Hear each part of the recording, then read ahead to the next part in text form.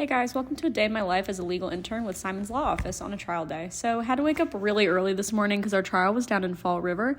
Made myself some breakfast, got ready, and then started my commute. I usually take the commuter rail into work since our office is in Salem, but today we're hitting the blue line so our boss can pick me and Jake, the other intern, up.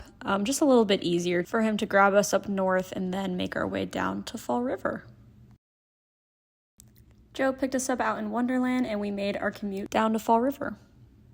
We finally got to Fall River Court and sadly our trial actually got continued, so we ended up heading to a coffee shop where we played cornhole for a little bit. And I totally destroyed Jake, just to say, for the record. What if I hustled Joe that whole last time? Yeah, right. I was first place. I beat them both.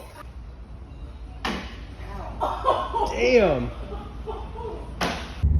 We then went down to Fall River PD just to go get some information and headed back to the office. I did some work for the next couple hours and then walked back to the commuter line and ended up commuting home. And that's just a regular day in the life for me.